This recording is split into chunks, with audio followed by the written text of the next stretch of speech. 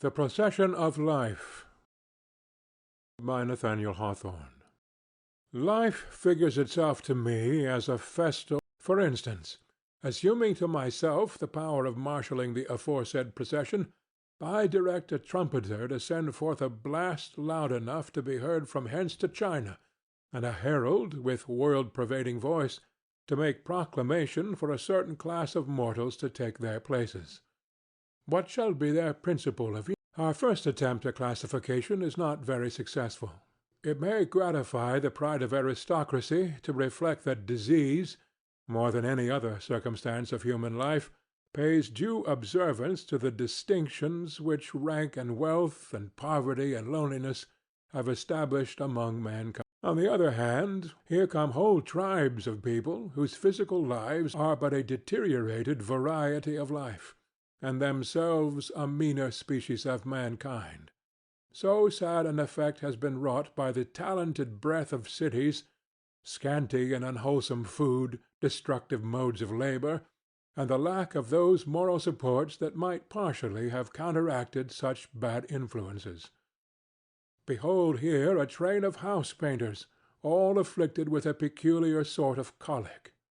Next in place we will marshal those workmen in cutlery who have breathed a fatal disorder into their lungs with the impalpable dust of steel. Tailors and shoemakers, being sedentary men, sound again, thou deep-breathed trumpeter, and herald, with thy voice of might, aye, this is a reality, before which the conventional distinctions of society melt away like a vapor when we would grasp it with the hand. Were Byron now alive, and Burns, the first were. Yet the longer I reflect, the less am I satisfied with the idea of forming a separate class of mankind on the. And next, let the trumpet pour forth a funereal wail, and the herald's voice give breath in one vast cry to all the groans and grievous utterances that are audible throughout the earth. We appeal now to the sacred bond of sorrow, and summon the great multitude who labor under similar afflictions to take their places in the march. How many a heart that would have been insensible to any other call has responded to the doleful accents of that voice! It has gone far and wide and high and low, and left scarcely a mortal roof unvisited. Indeed, the principle is only too universal for our purpose, and unless we limit it, will quite break up our classification of mankind, and convert the whole procession into a funeral train. We will therefore be at some pains to discriminate. Here comes a lonely rich man.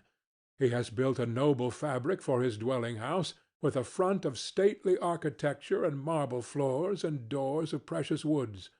The whole structure is as beautiful as a dream, and as substantial as the native rock. But the visionary shapes of a long posterity, for whom this mansion was intended, have faded into nothingness since the death of the founder's only son. The rich man gives a glance at the sable garb in one of the splendid mirrors of his drawing-room, and descending a flight of lofty steps, instinctively offers his arm to yonder poverty-stricken widow in the rusty black bonnet, and with a check apron over her patched gown. The sailor-boy who was her sole earthly stay was washed overboard in a late tempest.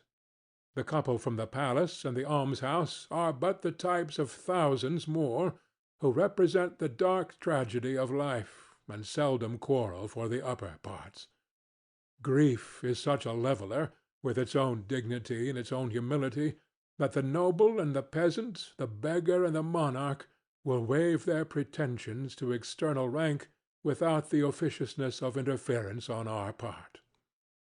If pride, the influence of the world's false distinctions, remain in the heart, then sorrow lacks the earnestness which makes it holy and reverend. It loses its reality, and becomes a miserable shadow.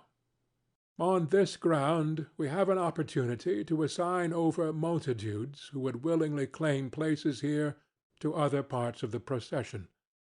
If the mourner have anything dearer than his grief, he must seek his true position elsewhere. There are so many unsubstantial sorrows which the necessity of our mortal state begets on idleness, that an observer, casting aside sentiment, is sometimes led to question whether there be any real woe, except absolute physical suffering and the loss of closest friends. A crowd who exhibit what they deem to be broken hearts, and among them many lovelorn maids and bachelors and men of disappointed ambition in arts and politics, and the poor who were once rich and who have sought to be rich in vain, the great majority of these may ask admittance into some other fraternity. There is no room here. Perhaps we may institute a separate class where such unfortunates will naturally fall into the procession. Meanwhile, let them stand aside and patiently await their time. If our trumpeter can borrow a note from the doomsday trumpet blast, let him sound it now. The dread alarum should make the earth quake to its centre, for the herald is about to address mankind with a summons to which even the purest mortal may be sensible of some faint responding echo in his breast. In many bosoms it will awaken a still small voice, more terrible than its own reverberating uproar. The hideous appeal has swept around the globe. Come, all ye guilty ones, and rank yourselves in accordance with the brotherhood of crime. This indeed is an awful summons. I almost tremble to look at the strange partnerships that begin to be formed, reluctantly, but by the invincible necessity of like to like in this part of the procession. A forger from the state prison seizes the arm of a distinguished financier. How indignantly does the latter plead his fair reputation upon change, and insist that his operations, by their magnificence of scope, were removed into quite another sphere of morality than those of his pitiful companion. But let him cut the connection if he can. Here comes a murderer with his clanking chains, and pairs himself, horrible to tell, with as pure and upright a man, in all observable respects, as ever partook of the consecrated bread and wine. He is one of those, perchance the most hopeless of all sinners, who practice such an exemplary system of outward duties that even a deadly crime may be hidden from their own sight and remembrance under this unreal frostwork. Yet he now finds his place. Why do that pair of flaunting girls, with the pert affected laugh, and the sly leer at the bystanders, intrude themselves into the same rank with yonder decorous matron, and that somewhat prudish maiden? Surely these poor creatures, born to vice as their sole and natural inheritance, can be no fit associates for women who have been guarded round about by all the proprieties of domestic life, and who could not err unless they first created the opportunity. Oh, no! It must be merely the impertinence of those unblushing hussies, and we can only wonder how such respectable ladies should have responded to a summons that was not meant for them. We shall make short work of this miserable class, each member of which is entitled to grasp any other member's hand by that vile degradation wherein guilty error has buried all alike. The foul fiend to whom it properly belongs must relieve us of our loathsome task. Let the bond-servants of sin pass on. But neither man nor woman, in whom good predominates, will smile or sneer, nor bid the rogue's march be played, in derision of their array. Feeling within their breasts a shuddering sympathy, which at least gives token of the sin that might have been, they will thank God for any place in the grand procession of human existence, save among those most wretched ones. Many, however, will be astonished at the fatal impulse that drags them thitherward. Nothing is more remarkable than the various deceptions by which guilt conceals itself from the perpetrator's conscience, and oftenest, perhaps, by the splendor of its garments. Statesmen, rulers, generals, and all men who act over an extensive sphere are most liable to be deluded in this way. they commit wrong, devastation, and murder on so grand a scale that it impresses them as speculative rather than actual. But in our procession we find them linked in detestable conjunction with the meanest criminals whose deeds have the vulgarity of petty details. Here the effect of circumstance and accident is done away, and a man finds his rank according to the spirit of his crime, in whatever shape it may have been developed. We have called the evil, now let us call the good. The trumpet's brazen throat should pour heavenly music over the earth, and the herald's voice go forth with the sweetness of an angel's accents, as if to summon each upright man to his reward. But how is this? Does none answer to the call? Not one. For the just, the pure, the true, and any who might most worthily obey it, shrink sadly back, as most conscious of error and imperfection. Then let the summons be to those whose pervading principle is love. This classification will embrace all the truly good, and none in whose souls there exists not something that may expand itself into a heaven, both of well-doing and felicity. The first that presents himself is a man of wealth, who has bequeathed the bulk of his property to a hospital. His ghost, methinks, would have a better right here than his living body, but here they come, the genuine benefactors of their race. Some have wandered about the earth with pictures of bliss in their imagination, and with hearts that shrank sensitively from the idea of pain and woe, yet have studied all varieties of misery that human nature can endure. The prison, the insane asylum, the squalid chamber of the almshouse, the manufactory, where the demon of machinery annihilates the human soul, and the cotton field, where God's image becomes a beast of burden, to these and every other scene where man wrongs or neglects his brother, the apostles of humanity have penetrated. This missionary, black with India's burning sunshine, shall give his arm to a pale-faced brother who has made himself familiar with the infected alleys and loathsome haunts of vice in one of our own cities. The generous founder of a college shall be the partner of a maiden lady of narrow substance, one of whose good deeds it has been to gather a little school of orphan children. If the mighty merchant whose benefactions are reckoned by thousands of dollars deem himself worthy, let him join the procession with her whose love has proved itself by watchings at the sick-bed, and all those lowly offices which bring her into actual contact with disease and wretchedness. And with those whose impulses have guided them to benevolent actions, we will rank others to whom Providence has assigned a different tendency and different powers. Men who have spent their lives in generous and holy contemplation for the human race. Those who, by a certain heavenliness of spirit, have purified the atmosphere around them, and thus supplied a medium in which good and high things may be projected and performed. Give to these a lofty place among the benefactors of mankind, although no deed, such as the world calls deeds, may be recorded of them. There are some individuals of whom we cannot conceive it proper that they should apply their hands to any earthly instrument, or work out any definite act, and others, perhaps not less high, to whom it is an essential attribute to labor in body as well as spirit for the welfare of their brethren.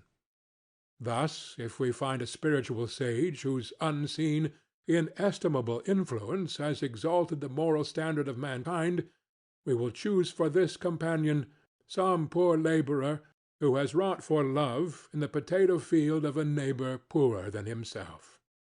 We have summoned this various multitude, and to the credit of our nature it is a large one, on the principle of love.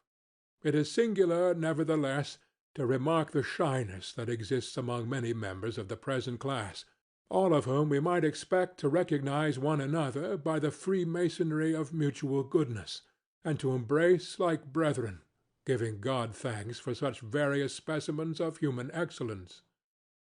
But it is far otherwise. Each sect surrounds its own righteousness with a hedge of thorns. It is difficult for the good Christian to acknowledge the good pagan, almost impossible for the good Orthodox to grasp the hand of the good Unitarian, leaving to their Creator to settle the matters in dispute, and giving their mutual efforts strongly and trustingly to whatever right thing is too evident to be mistaken. Then again, though the heart be large, yet the mind is often of such moderate dimensions as to be exclusively filled up with one idea. When a good man has long devoted himself to a particular kind of beneficence, to one species of reform, he is apt to become narrowed into the limits of the path wherein he treads, and to fancy that there is no other good to be done on earth but that self-same good to which he has put his hand, and in the very mode that best suits his own conceptions. All else is worthless. His scheme must be wrought out by the united strength of the whole world's stock of love, or the world is no longer worthy of a position in the universe. Moreover, powerful truth, being the rich grape-juice expressed from the vineyard of the ages, has an intoxicating quality when imbibed by any save a powerful intellect, and often, as it were, impels the quaffer to quarrel in his cups. For such reasons, strange to say, it is harder to contrive a friendly arrangement of these brethren of love and righteousness in the procession of life than to unite even the wicked, who, indeed, are chained together by their crimes. The fact is too preposterous for tears, too lugubrious for laughter. But let good men push and elbow one another as they may during their earthly march, all will be peace among them when the honorable array or their procession shall tread on heavenly ground. There they will doubtless find that they have been working each for the other's cause, and that every well-delivered stroke, which with an honest purpose any mortal struck, even for a narrow object, was indeed stricken for the universal cause of good.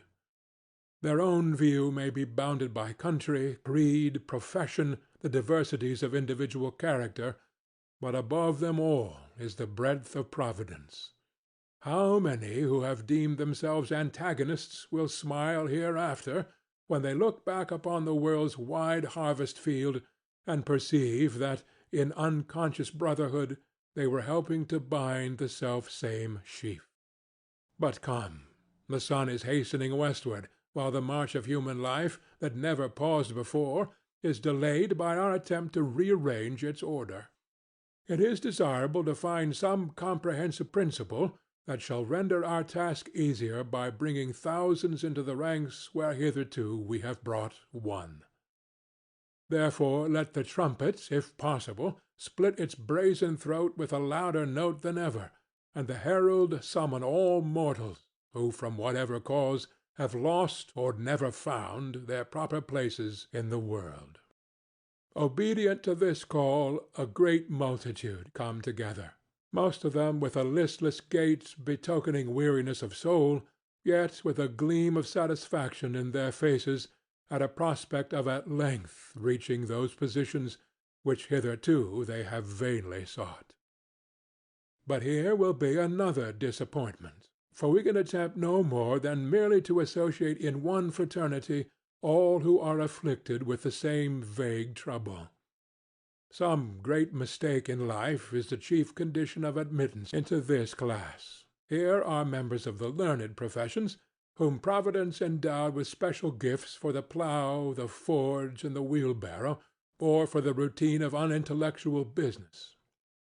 We will assign to them, as partners in the march, those lowly laborers and handicraftsmen who have pined, as with a dying thirst, after the unattainable fountains of knowledge.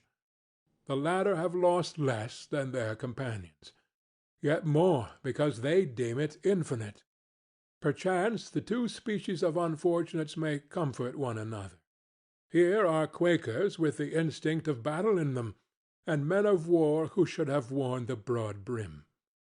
Authors shall be ranked here whom some freak of nature, making game of her poor children, had imbued with the confidence of genius and strong desire of fame, but has favored with no corresponding power; and others whose lofty gifts were unaccompanied with the faculty of expression, or any of that earthly machinery by which ethereal endowments must be manifested to mankind. All these, therefore, are melancholy laughing-stocks. Next, here are honest and well-intentioned persons, who, by a want of tact, by inaccurate perceptions, by a distorting imagination, have been kept continually at cross purposes with the world, and bewildered upon the path of life. Let us see if they can confine themselves within the line of our procession.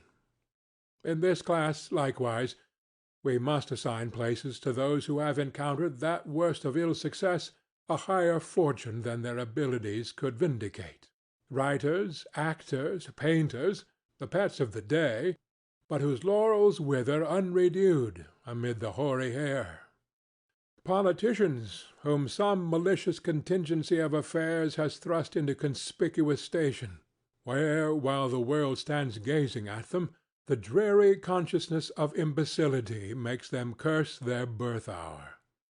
To such men we give for a companion him whose rare talents, which perhaps require a revolution for their exercise, are buried in the tomb of sluggish circumstance. Not far from these we must find room for one whose success has been of the wrong kind, the man who should have lingered in the cloisters of a university, digging new treasures out of the Herculaneum of antique lore, diffusing depth and accuracy of literature throughout his country, and thus making for himself a great and quiet fame. But the outward tendencies around him have proved too powerful for his inward nature, and have drawn him into the arena of political tumult, there to contend at disadvantage, whether front to front or side by side, with the brawny giants of actual life. He becomes, it may be, a name for brawling parties to bandy to and fro, a legislator of the Union, a governor of his native state, an ambassador to the courts of kings or queens, and the world may deem him a man of happy stars; but not so the wise, and not so himself, when he looks through his experience, and sighs to miss that fitness, the one invaluable touch which makes all things true and real. So much achieved, yet how abortive is his life! Whom shall we choose for his companion? Some weak-framed blacksmith, perhaps, whose delicacy of muscle might have suited a tailor's shop-board better than the anvil. Shall we bid the trumpet sound again? It is hardly worth the while. There remain a few idle men of fortune, tavern and grog-shop loungers, lazzaroni, old bachelors, decaying maidens, and people of crooked intellect or temper, all of whom may find their like, or some tolerable approach to it, in the plentiful diversity of our latter class. There, too, as his ultimate destiny, must we rank the dreamer, who, all his life long, has cherished the idea that he was peculiarly apt for something, but never could determine what it was; and there the most unfortunate of men, whose purpose it has been to enjoy life's pleasures, but to avoid a manful struggle with its toil and sorrow. The remainder, if any, may connect themselves with whatever rank of the procession they shall find best adapted to their tastes and conscience. The worst possible fate would be to remain behind, shivering in the solitude of time, while all the world is on the move towards eternity. Our attempt to classify society is now complete. The result may be anything but perfect, yet better, to give it the very lowest praise, than the antique rule of the herald's office, or the modern one of the tax-gatherer, whereby the accidents and superficial attributes with which the real nature of individuals has least to do are acted upon as the deepest characteristics of mankind. Our task is done. Now let the grand procession move. Yet pause awhile. We had forgotten the chief marshal. Hark! That world-wide swell of solemn music, with the clang of a mighty bell breaking forth through its regulated uproar, announces his approach. He comes, a severe, sedate, immovable, dark rider, waving his truncheon of universal sway as he passes along the lengthened line on the pale horse of the Revelation. It is Death. Who else could assume the guidance of a procession that comprehends all humanity? And if some among these many millions should deem themselves classed amiss, yet let them take to their hearts the comfortable truth that death levels us all into one great brotherhood, and that another state of being will surely rectify the wrong of this. Then breathe thy wail upon the earth's wailing wind, thou band of melancholy music, made up of every sigh that the human heart, unsatisfied, has uttered. There is yet triumph in thy tones, and now we move, beggars in their rags, and kings trailing the real purple in the dust, the warrior's gleaming helmet, the priest in his sable robe, the hoary grandsire who has run life's circle and come back to childhood, the ruddy schoolboy with his golden curls, frisking along the march, the artisan's stuff jacket, the noble's star-decorated coat, the whole presenting a motley spectacle, yet with a dusky grandeur brooding over it. Onward, onward into the dimness where the lights of time which have blazed along the procession are flickering in their sockets. And whither? We know not. And death, hitherto our leader, deserts us by the wayside, as the tramp of our innumerable footsteps echoes beyond his sphere. He knows not more than we our destined goal, but God who made us knows, and will not leave us on our toilsome and doubtful march, either to wander in infinite uncertainty, or perish by the way. If you like the video, put a like, subscribe to the channel, and click on the bell to not miss our new videos.